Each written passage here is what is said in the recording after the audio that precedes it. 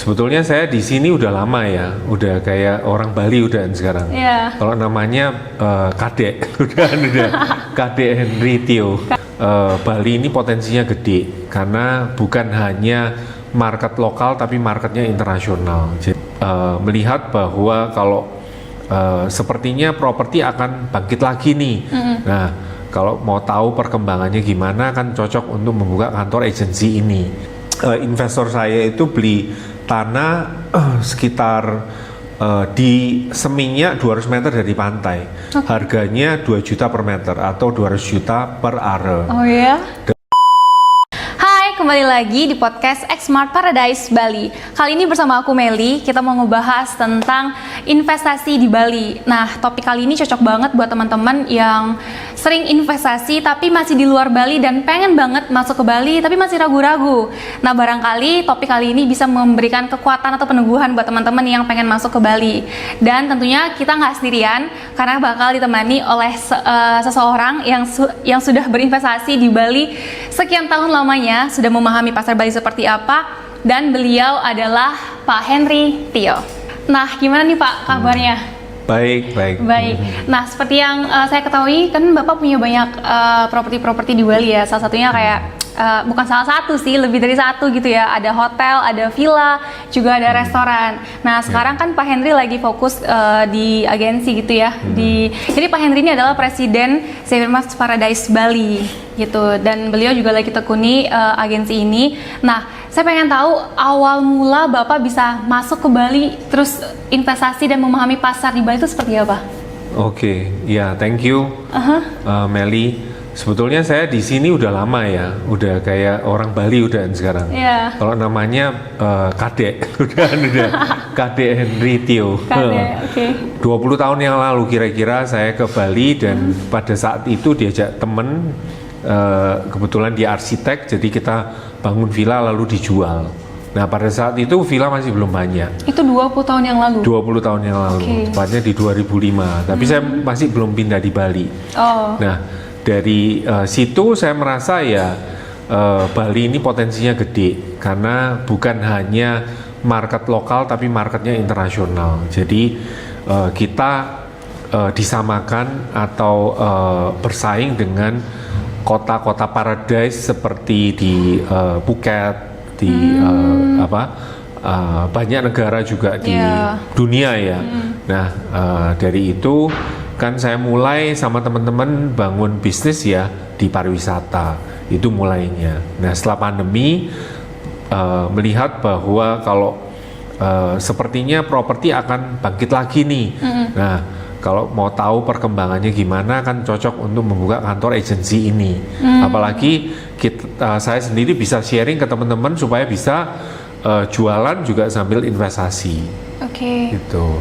Nah, waktu Bapak di tahun 2005 investasi di Bali sampai di tahun sekarang, pasti ada kenaikan dong ya? Persentase investasinya itu signifikan nggak menurut Bapak? Cukup signifikan ya. Itu kan dalam durasi 20 tahun peaknya udah bisa bilang sekarang ya 2 kali peaknya. Ya 3 kali ini sih pada saat saya masuk itu, setelah itu peak. Terus peaknya kurang lebih sekitar 10 tahun. Nah, pada saat itu gampangannya kalau waktu itu saya sama teman-teman investor saya itu beli tanah sekitar di Seminyak 200 meter dari pantai. Harganya 2 juta per meter atau 200 juta per are. Oh ya? Dalam waktu 10 tahun kemudian harganya udah naik jadi 2M per are. Ya, jadi naiknya 10 kali lipat. Dan sekarang harganya di daerah Seminyak ya bisa 3M per are. Ya kan? Kalau yang dekat pantai ya, kita bukan bicara yang jauh dari pantai. Nah, dengan itu aja kan kita bisa melihat bahwa potensi Bali ini luar biasa, kenaikannya luar biasa. Tapi kenaikannya nggak tiap tahun kayak kita masuk di deposito ya, atau masuk di saham BCA misalnya, enggak. Jadi pada saat peak dia naiknya luar biasa, gitu. Nah, saya pengen tahu antara Seminyak sama Canggu mana duluan hype Pak? Karena kan katanya dulu Canggu tuh masih di harga yang 300 juta gitu ya, tapi sawah semua dulu gitu. Iya. Jadi awal mulanya bukan seminyak ya, awal mulanya dengan Kute. Jadi kalau zaman saya dulu kecil, kalau ke Bali ya ke Sanur, belum ke Kute. Kute masih belum ada. Kute itu ada karena dulu tempat area server, jadi peselancar suka ke sana untuk surfing. Nah mulailah rame dan banyak akomodasi mulai dibangun, jadilah Kute rame sekali. Setelah Kute terlalu ramai, bergeserlah ke Legian, lalu ke Seminyak, lalu ke daerah Jalan Peti Tengah itu Seminyak ke utaranya, lalu Pantai Peti Tengah ya sekarang kan juga masih rame, lalu baru Canggu. Jadi gesernya sekarang. Nah sekarang Canggu udah macet rame kan, bergeser lagi ke Pererenan, ke Seseh, bahkan sekarang udah ada beach club di daerah Tabanan, Pantai Nyanyi namanya Luna Beach Club. Nah ke barat lagi masih ada namanya Kedungu yang lagi hype karena peselancar juga, tempat untuk surfing spot di sana. Jadi kalau dibilang rutunannya ya mulai dari Kute itu sampai sekarang ya daerah Canggu. Oke. Nah terus pengen nanya nih Pak, area yang lagi hype karena kan Canggu udah bergeser tuh, di daerah mana yang banyak demand-nya, dan proyek apa yang sedang running di area itu? Sekarang ya selain daerah yang baratnya Canggu, karena kan sebetulnya yang bagus investasi untuk pariwisata ya, terutama kayak villa atau hotel itu tidak jauh dari bandara. Bayangin kalau kita turis harus sampai bandara, harus lagi 2-3 jam menempuh ke hotel kita, kan cukup jauh. Nah kalau bicara ke Canggu masih 1 jam kalau nggak macet ya. Tapi gimana kalau Ubud dulu ya cuman 1 jam dari bandara, apalagi Sanur kan juga nggak jauh. Nah sekarang makanya di daerah selatan itu mulai naik kembali, daerah Jimbaran, terus daerah selatannya Jimbaran kan ada dulu ada Pecatu ya, sempat off. Nah sekarang yang sangat hip itu daerah Uluwatu, tepatnya di Jalan Pantai Dingin itu, Pantai Bingin ya, itu area selancar juga. Kalau kita ke sana kayaknya bukan di Bali deh, karena toko-tokonya, desainnya itu sangat kayak di kota lain, jadi unik-unik, nggak seperti di Bali. Nah itu sekarang menjadi area hip saat ini, selain di daerah Pererenan ya, Pererenan kan baratnya Canggu. Nah di situ lagi tren daerah ini, dan juga ke selatan nantinya. Tapi kalau saya secara pribadi memang lebih suka area Pantai Bingin. Jadi kalau masuk ke area kan Labuan Said kan, jalan banyak toko-toko bagus banget gitu, kayak desainnya keren gitu ya, ada yang medit, pokoknya campur banyak gitu. Jadi kayak memasuki dimensi lain gitu. Nah kalau di daerah Bingin tuh berapaan harganya sekarang Pak? Kalau Bingin saat ini udah untuk per meter atau? Cukup tinggi ya, tinggi banget sekarang bahkan. Kalau di Pantai Bingin yang dijual ini ya, yang dijual karena rata-rata nggak dijual. Bener. Itu ada 1,5 M per are atau 15 juta per meter. Nah itu sekitar 5 sampai 10 are. Nah harganya udah lumayan tinggi daerah sana, kan udah deket ke cliff juga. Daerah pantainya sana bedanya kan bukan kayak di Kute Seminyak itu kan cliff, jadi harus turun tangga dulu, cukup jauh. Tapi sampai ke bawah itu amazing, suasana udah beda banget. Terbayarkan gitu ya Pak? Iya, betul. Nah kalau selain Bingin, kita mundur lagi ke depan, itu kan ada area Ungasan. Nah kalau di area Ungasan gimana menurut Bapak mengenai harga tanahnya? Apakah ada proyek yang menjanjikan di area itu yang bisa mungkin untuk para teman-teman pemula investasi bisa tuh ikut dengan proyeknya? Iya. Jadi daerah pusat crowdnya itu daerah Uluwatu, Labuan Said yang tadi Meli sampaikan. Nah untuk sekitarnya itu area Pecatu sama Ungasan. Nah area itu cocok untuk investasi. Kenapa? Karena harga tanahnya masih di bawah dari Labuan Said itu, Dan kalau kita bangun villa, akhirnya secara ROI sewanya bisa kurang lebih sama, memang di bawah, tapi secara return bisa lebih tinggi. Nah, kita kebetulan ada satu project yang developernya terpercaya.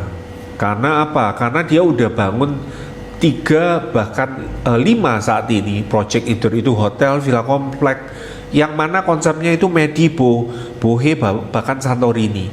Jadi konsep yang kekinian yang lagi dicari banyak untuk penyewa. Nah, di areanya di daerah Ungasan hanya 10 unit, luasannya cukup luas dengan ukuran sekitar 130 sampai 150, harganya cuma 3M-an. Sangat menarik. Saat ini. Bagus sih. Nah, itu patokan ke proyeknya itu apa, Pak? Supaya teman-teman dapat gambaran, di area ini gitu. Iya. Sebetulnya kalau kita sering ke Bali kan pasti tahu GWK ya. Kalau GWK nggak jauh ke selatan, lalu masuknya hanya berapa ratus meter. Sekitar 200-300 meter udah lokasi itu. Jadi kalau keluar mau ke Jimbaran deket, ada sidewalk, mallnya juga ada, semua area-area perdagangan dan aktivitas yang lain. Lalu kalau ke selatan udah banyak pantai di sana yang eksotis ya, daerah sana. Ke Labuan Said pun nggak jauh di sana. Jadi lokasinya di antara Labuan Said dan Jimbaran. Jadi di tengah-tengah, jadi mau kemana pun jalan-jalan kan enak. Jadi kalau kita turis kan kita nggak mau tinggal di dekat pantai. Memang dekat pantainya enak langsung jalan, tapi kan kita nggak kesana aja. Tapi kalau kita tinggalnya di dekat jalan utama, jadi kalau kita kemana-mana kan panggil Grab, apa kan lebih cepat, nggak kena macet, iya kan. Apalagi turis zaman sekarang tuh suka nge-gym gitu ya. Jadi harus yang memang strategis lokasinya, dekat ke restoran, dekat ke tempat gym, ke pantai juga dekat gitu. Berarti proyek itu bagus banget, Pak.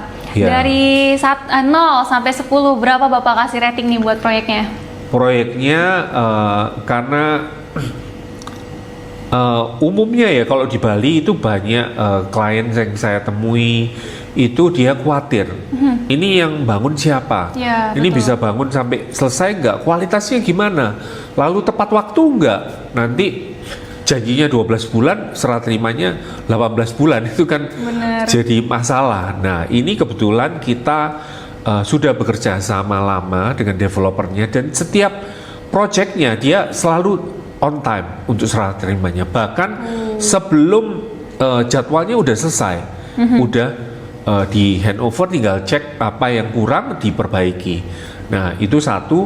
Lalu kedua, memang trennya sekarang ya konsep Medibo, Bohe, Santorini paling dicari. Jadi kalau mau investasi cocok, karena kan untuk disewakan. Ini bukan mungkin ada yang investor lihat, saya nggak suka Bohe, saya nggak suka Santorini.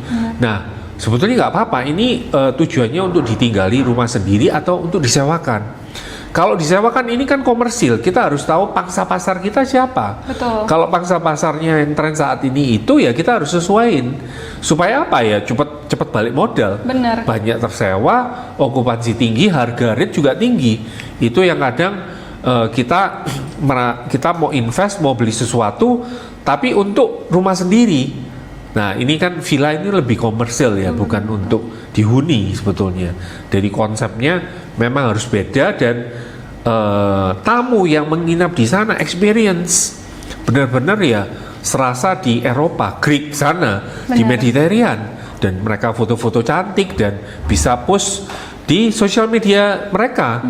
Nah, itu yang mungkin bisa menjadi pertimbangan untuk kenapa investasi di project ini. Namanya Solasta, hanya 10 unit yang harganya 3M. Affordable ya Pak ya harganya? Sangat affordable. Jadi sebenarnya buat teman-teman yang mau investasi di Bali itu bukan tentang suka atau enggak dengan proyeknya, tapi dibutuhkan pasar atau enggak gitu. Kalau memang tujuannya untuk investasi gitu. Kalau untuk tinggal, iya memang harus yang disukai dan yang memang nyaman untuk ditempati. Betul. Kayak gitu. Nah, untuk sewanya di daerah sana, Meli sendiri kan juga banyak menyewakan di daerah sana juga listing itu sangat tidak kalah sama Canggu, ya kan? Secara harga sewa sebetulnya nggak kalah. Memang Canggu permintaan lebih banyak, tapi di sini sewanya itu bisa 300 sampai 350 juta untuk 3 kamar tidur. Jadi sangat menarik kan kalau kita beli 3M, sewanya bisa 300 udah minimal 10% kita dapat. Ya oke lah, ada biaya dan lain-lain. Itu kalau kita bandingin di kota lain, itu kita cuma dapat 5% per tahun udah bagus. Kalau kita bisa dapat 10% ROI per tahun di sini kan luar biasa. Belum lagi capital gain kita bicara pada saat kita jual. Ya. Makanya kira-kira ini banyak investor dari luar Bali masuk semua ke Bali betul. Ya. Karena memang lihat ROI-nya tinggi banget dan cepat BEP-nya gitu. Iya. Ya, memang yang mereka ragukan adalah nanti vilanya jadi nggak ya? Dibangun nggak ya? Apakah kualitasnya sesuai yang dijanjiin nggak? Nah, di sini kita seleksi developer-developer yang mana yang memang sudah pernah, kita tidak menggaransi, tapi kita cari yang memang sudah pengalaman, sudah ada project sebelumnya yang menunjukkan portfolionya. Jadi paling enggak nama baiknya akan dijaga. Betul. Dan kita akan bantu sampai ke handover dan semua legalitasnya itu aman. Dari awal kita bantu untuk seleksi dan validasi itu. Dan saya yakin juga kalau Pak Henry nggak sembarangan menerima proyek kayak gitu. Jadi semua proyek-proyek yang masuk dari semua developer pasti dipilah, dilihat portofolionya mana yang baik untuk diajak kerjasama, mana yang enggak dulu gitu. Karena semuanya kan menyangkut tentang nama baik, apalagi Pak Henry investor lama di Bali gitu. Jadi malu banget kalau misalnya ngasih proyek yang bodong gitu ya Pak ya. Iya, betul. Oke. Nah, terus pengen tahu nih Pak, kan dengan pengalaman Bapak yang cukup lama invest di Bali gitu ya sebagai investor juga, ada nggak sisi gagal yang Bapak alami, yang supaya teman-teman juga tahu, oh ternyata nggak mulus-mulus aja gitu. Atau mungkin pernah ketipu atau bangun proyek gagal gitu. Oh, proyek gagal ya. Iya. Kalau bangun proyek gagal sih pernah gagal. Itu lebih ke arah bukan ini ya, lebih ke kerjasama, ke partnership. Jadi penting sekali bahwa kita kalau misalnya partner itu punya visi yang sama, supaya kan jelas di depan. Karena kan namanya kita jual properti itu kan kita melihat dari sisi marketnya gimana dan langkah apa yang kita harus lakukan, mau kita buat cepat atau santai, karena properti itu sebetulnya nggak bisa rugi. Kenapa nggak bisa rugi? Selama itu pakai uang dingin ya, uang dingin nggak pakai uang bank nggak bisa rugi, didiemin aja, nanti pasti naik lagi suatu saat, tinggal waktu kan. Nah kalau misalnya kita ngejerin untuk jualan ya itu kan berbeda jadinya. Tapi yang penting yang setahu saya untuk properti yang penting kan kita kalau membangun suatu villa atau kita memilih villa ya yang penting kan kualitas bangunannya itu harus sesuai ya kan. Karena kalau villa kan terkait sewa, dan kalau terkait sewa itu kan harus dirawat dengan baik. Nah dirawat dengan baik itu kan butuh biaya. Nah biaya itu kalau menggunakan bahan-bahan yang tidak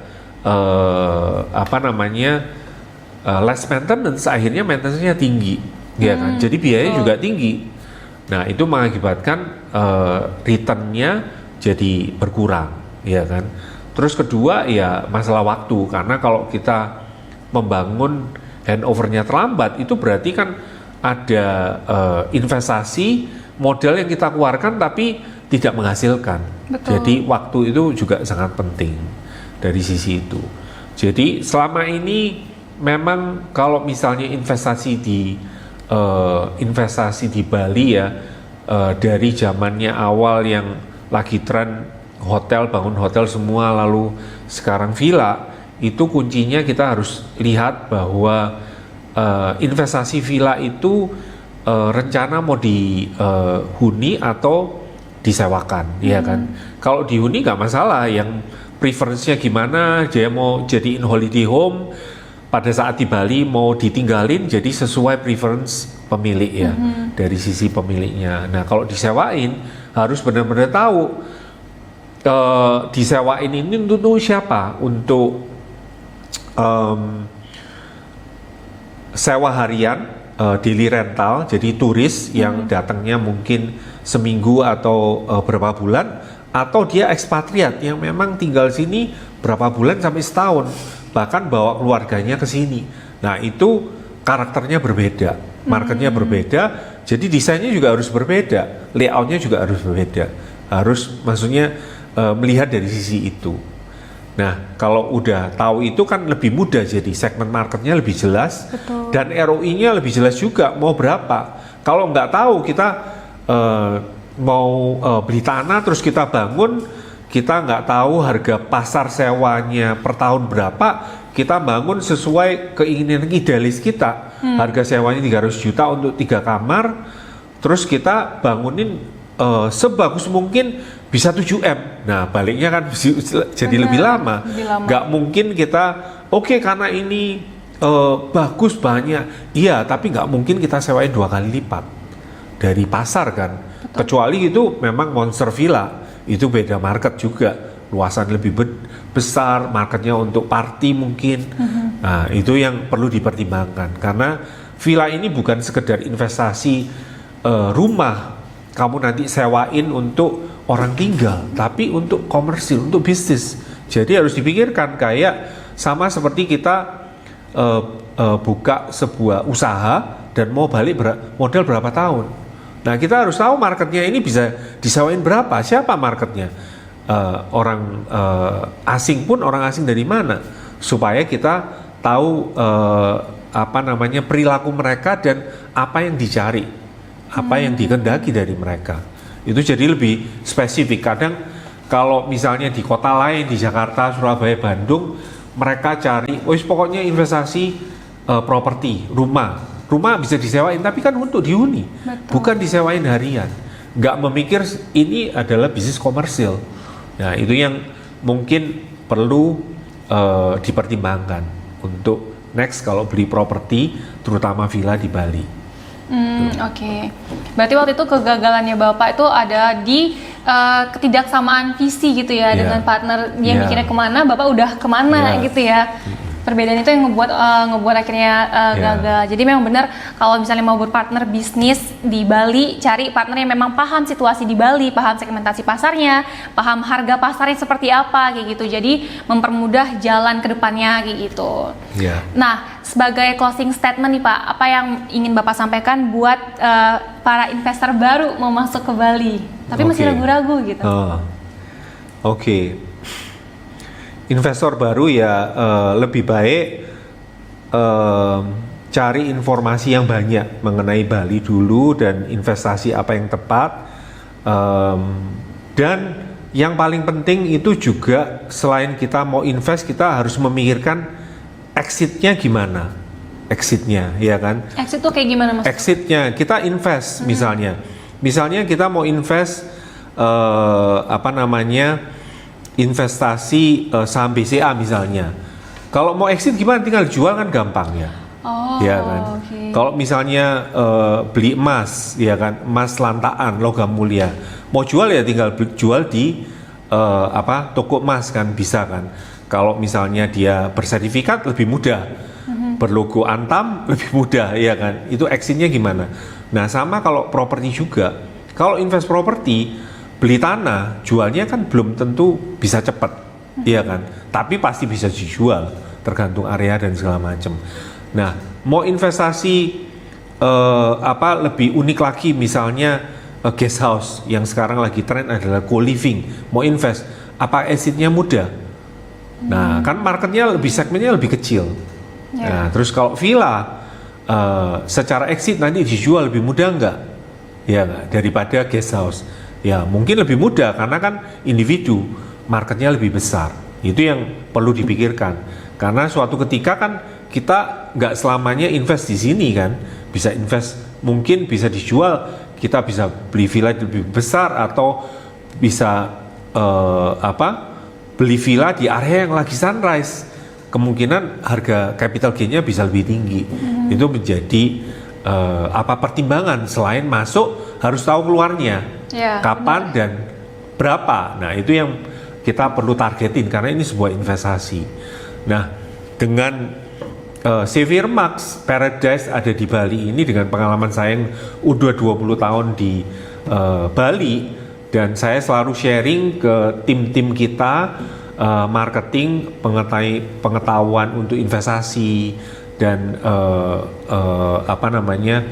bagaimana menjadikan investasi itu mempunyai passive income, cash flow, dan akhirnya pada saat dijual bisa menjadi capital gain. Itu ya silakan Anda menghubungi marketing kami untuk insight lebih lanjut, atau mau tanya lebih lanjut, atau konsultasi lebih lanjut, karena ini free ya kan. Bener. Bisa ke kami untuk kantor kami di Jalan Sunset Road nomor 99. Kapan aja kita buka, jam 9 sampai jam 5, Senin sampai Jumat, dan Sabtu setengah hari. Jadi bahkan kalian juga bisa ke IG, YouTube, semua sosial media kami, kontak di admin kami. Kami akan bantu segala sesuatu yang Anda butuhkan untuk investasi properti di Bali. Yes, jadi itu dia advice dari Pak Henry untuk para teman-teman investor yang mau masuk ke Bali, dan buat teman-teman yang udah di Bali kebetulan gitu ya, dan pengen berkomunikasi atau ngobrol secara langsung dengan Pak Henry, nanya investasi yang lagi running apa, terus itu yang lagi hype apa, bisa banget hubungi Pak Henry secara langsung, bisa di Instagram ya Pak ya, Henry Tio Paradise. Henry in Paradise atau Xavier Max Paradise. Betul, nanti tinggal DM aja, bilang mau ngobrol sama Pak Henry, nanti dibuatkan appointment, atau langsung datang ke kantor kami di Jalan Sunset Road nomor 99 Legian, dekat lampu merah pokoknya ya. Gitu. Oke? Dan juga Meli juga salah satu marketing di kantor kami, di kantor Paradise, dan dia sebagai leader, salah satu leader di sini.